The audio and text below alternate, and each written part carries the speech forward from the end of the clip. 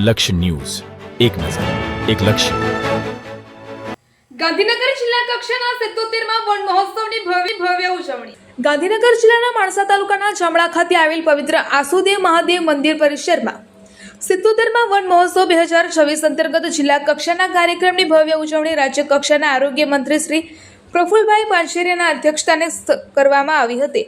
મંત્રીશ્રીએ આસુદેવ મહાદેવના દર્શન કરી ધન્યતા અનુભવી હતી અને પર્યાવરણ જાગૃતિ અર્થે વૃક્ષરથને લીલી ઝંડી અપાવવાની સાથે પવિત્ર બીલી, આંબો, લીમડો અને આસોપાલવ જેવા 551 દેશી વૃક્ષોનું વૃક્ષારોપણ કરવામાં આવ્યું હતું. મંત્રીશ્રીએ વન મહોત્સવ નાગરિકોને સહભાગી બનવા અપીલ કરતા જણાવ્યું હતું કે કનૈયાલાલ મુનશી જેવા તત્વચિંતકો અને ઋષિમુનિઓએ આપણને પ્રકૃતિ પૂજનની ભેટ આપી છે. ભગવાન શ્રી કૃષ્ણએ કુરુક્ષેત્રની ભૂમિ પર પીપળાના વૃક્ષને પોતાનું સ્વરૂપ ગણાવીને વનસ્પતિમાં પણ જીવ હોવાનો સંકેત 5000 વર્ષ પહેલા જ આપી દીધો હતો. વધુમાં પ્રદૂષણ સામે ચેતવણી આપતા મંત્રીશ્રીએ ઉમેર્યું હતું કે હવા, પાણી અને જમીનનું પ્રદૂષણ અટકાવવું એ આપણા સૌની નૈતિક ફરજ છે. વાયુ, જળ અને પૃથ્વીને આપણા શાસ્ત્રોમાં દેવ અને માતાનો દરજ્જો આપવામાં આવ્યો છે. એક પેડ માં કે નામ અભિયાન અંતર્ગત સૌને વૃક્ષારોપણ અને તેના જતન માટે સંકલ્પ લેવા પણ તેમણે અનુરોધ કર્યો હતો.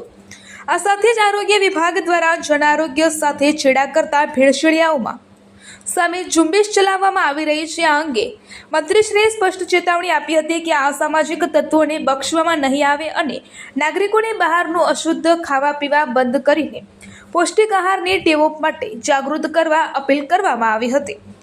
તદુપરાંત રાસાયણિક ખાતરો છોડીને પ્રાકૃતિક ખેતી તરફ વળી રહેલા ખેડૂતો અને સદભાવના અને ગ્રીન આર્મી જેવા સંસ્થાઓના વૃક્ષારોપણના કાર્યોની પણ મંત્રીશ્રીએ સરાહના કરી હતી. વડાપ્રધાન શ્રી નરેન્દ્રભાઈ મોદી અને કેન્દ્રીય ગૃહમંત્રી શ્રી અમિતભાઈ શાહ, મુખ્યમંત્રી શ્રી ભૂપેન્દ્રભાઈ પટેલના માર્ગદર્શન હેઠળ ગુજરાતને હરિયાળું અને સ્વસ્થ બનાવવા માટે સરકાર અને સમાજે એકજૂટ થઈને કાર્ય કરવા આહ્વાન કરી સૌને વ્યસનમુક્ત અને રાષ્ટ્રવાદના મંત્ર સાથે આગળ વધવા પ્રેરણા આપી હતી. આ પ્રસંગે માણસાના ધારાસભ્ય શ્રી જે.એસ. પટેલે જણાવ્યું હતું કે જીવનમાં જન્મ, લગ્ન કે પુણ્યતિથિ જેવા દરેક પ્રસંગે વૃક્ષો વાવવા જોઈએ. વિશાળ પક્ષી ઘર પણ એક વડલાની તોલે આવી શકતું નથી.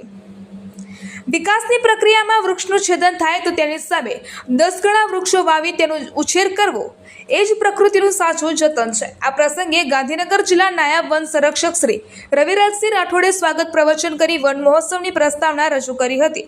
આ ઉજવણીમાં જિલ્લા પંચાયત પ્રમુખ શ્રી રાજેશભાઈ પટેલ, કલેક્ટર શ્રી રવિન્દ્ર ખતાલે તેમજ ડીડીઓ શ્રી દિગ્ગજ બ્રહ્મભટ્ટ, ડીએફઓ સહિતના વરિષ્ઠ અધિકારીઓ, સ્થાનિક જનપ્રતિનિધિઓ અને ગ્રામજનો તેમજ શાળાના વિદ્યાર્થીઓ મોટી સંખ્યામાં ઉપસ્થિત રહ્યા હતા. રિપોર્ટર સંજય નાયક. આજરોજ માણસા ખાતે આશુતોષ મહાદેવના મંદિરના પટાંગણની અંદર 77મો વન મહોત્સવ ખૂબ પ્રકૃતિનું પૂજન કરીને ઉજવવામાં આવ્યો છે. એના ગ્રાઉન્ડની અંદર અને આ વિસ્તારમાં વૃક્ષારોપણ થાય અને એમનું જતન થાય. સરકાર તો કાર્યક્રમ કરે છે પણ લોક ભાગીદારી, ગામના લોકો, સરપંચને બધા જ એમાં જોઈન્ટ થાય. આ એક સામૂહિક અભિયાન સ્વરૂપે લોકોએ સ્વીકાર્યું છે ત્યારે સાચું પ્રકૃતિનું પૂજન થયું ગણાય. આપણે સ્વચ્છ ખાઈએ, સ્વચ્છ ખવડાવીએ એ પણ પ્રકૃતિનું પૂજન છે. શ્રાવણ મહિનાની અંદર માનવતાની મહેક દરેક ક્ષેત્રે ખીલી ઉઠે. સરકાર તો કામગીરી કરી જ રહી છે પણ સમાજનું, મીડિયાઓ તમામનું કર્તવ્ય અને દાયિત્વ પોઝિટિવ વિચારધારા દ્વારા થઈ રહ્યું છે ત્યારે એનું ચોક્કસ પરિણામ મળી રહ્યું છે. હું આશા રાખું છું કે આદરણીય નરેન્દ્રભાઈ મોદી સાહેબે એક વૃક્ષ માના નામથી, એટલે મમ્મીના નામથી એક વૃક્ષ માકા નામ પેડ પર આ એક પ્રયોગ આપ્યો છે. આ પ્રયોગ નથી, આ છે પ્રકૃતિનું સાચું પૂજન.